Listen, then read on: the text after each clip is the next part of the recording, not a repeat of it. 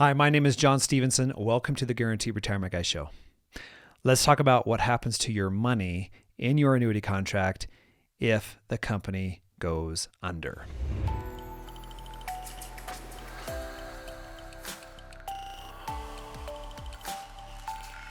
So this is not a subject that a lot of guys like to talk about, and rightfully so. People don't want to talk about the risks involved with purchasing an annuities.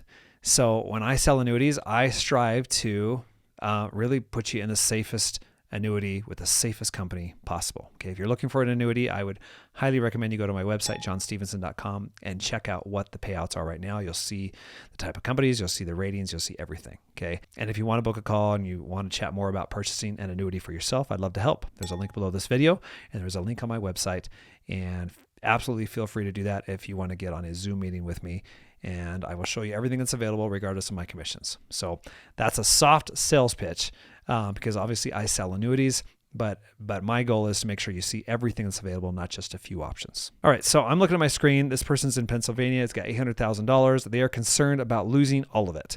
Okay, and they're asking me questions about the State Guarantee Association, which you know, a lot of times in most states it's $250,000 that they'll cover per company. So if you wanted to put $800,000 in, you might want to, you know, chop it up into 3 different companies. But if it's an A-plus company that's 100 years old and they got tons of reserves, you might not. You know, it just depends on how safe the company is, their ratings, because any of these lifetime payouts, they're backed by the company. Okay, they're backed by the ratings, that you know, by the reserve, everything. And so it's important to look at the ratings. You've got ratings from AM Best, Mitch, Moody's.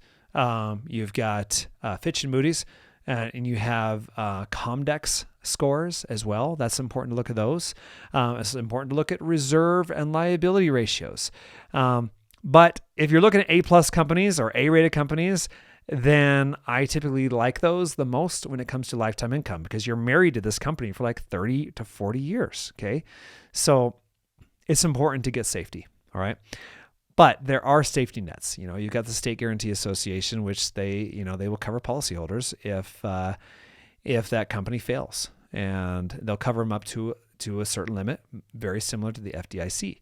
So that is a nice safety net to have, but it's still, in my opinion, more important to do it with a company where the likelihood of that happening is very, very low. Okay. So this person, again, Pennsylvania, $800,000 joint income. They're both 60 years old and the income's like $64,000 a year. So what you have to understand is if this company goes out, which the likelihood is very low when you're A+ and you're 126 years old. North American's a great company. But it can happen, right? So you look at this and say, okay, well, I'm getting $64,000 a year, and it's just because I let it sit there for 2 years. Okay, this is joint income. If it was a single payout, it'd be more. But you can see these lifetime products are not designed for the account balance to last. So eventually, that money will be gone, but the income continues for the rest of your life. So this income guarantee is backed by the claims paying ability of the insurance company. Okay.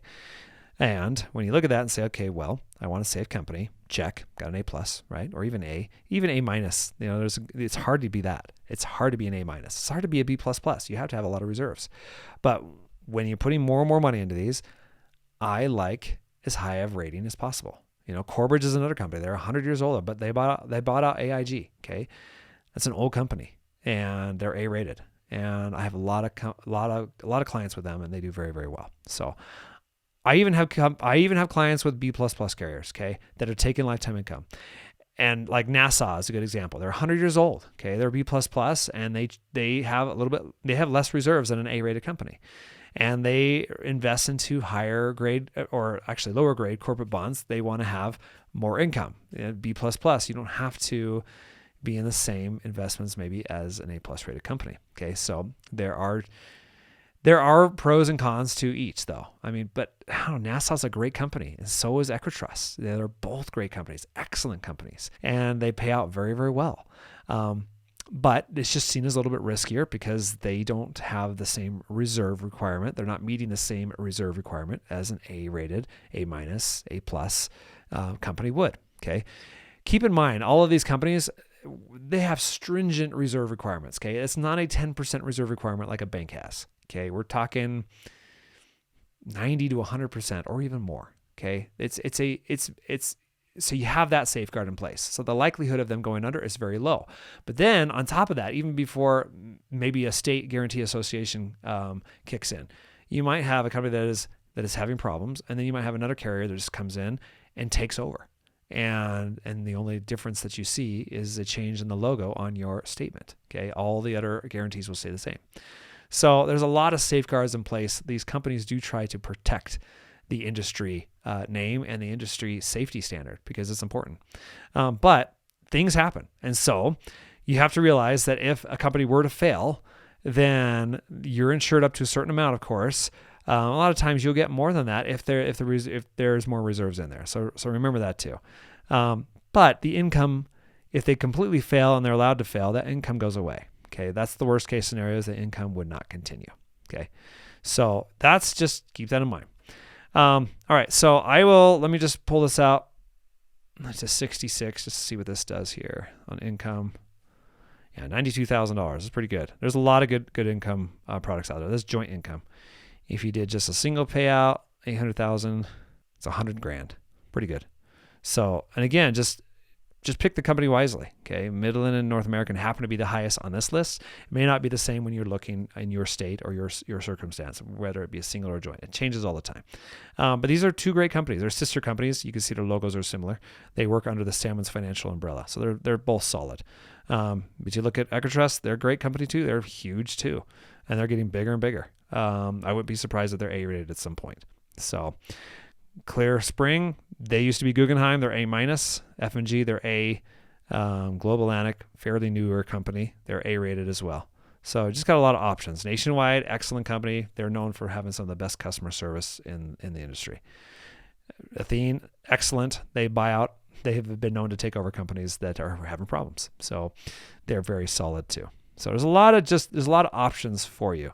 And I always tell people, go to my website, check out what's available, and then reach out to me if you need help. So I'd love to help you. I'd love to sell you an annuity. That's how I make my money.